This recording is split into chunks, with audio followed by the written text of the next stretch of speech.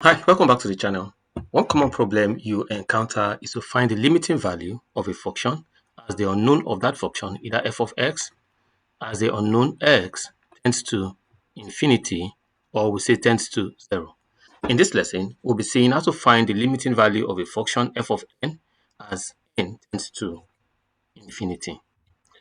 My example says I have f of n, I have 5n plus 3 over 2n minus 7. I'm to find the limiting value of this function as n tends to infinity. Now, the first thing I want you to understand is if I have 1 over 0, this tends to infinity. But if I have 1 over infinity, it tends to 0.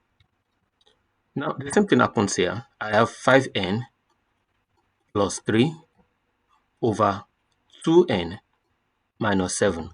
Now, I'm finding limiting value of this function as n tends to infinity. Now, if I do a direct substitution, I'll come up with 5 into infinity plus 3 over 2 into infinity minus 7. Now, if you look at this will just lead me to 5 times infinity is approximately infinity, because infinity is a large sum.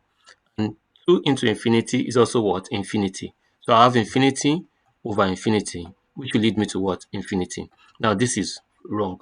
Now, this is the best way to treat this.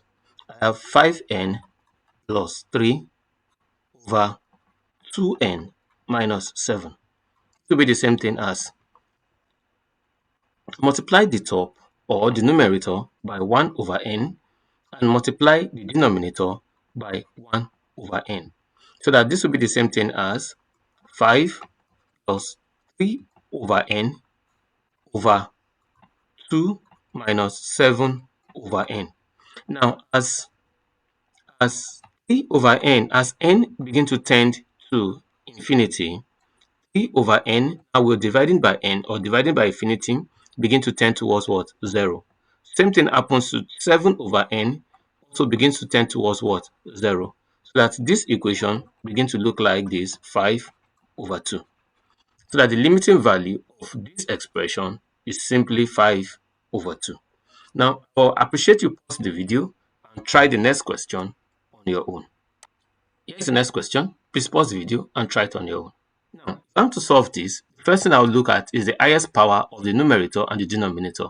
And both of them are just the same thing. So that's 2n squared plus 4n minus 3 over 5n squared minus 6n minus 1.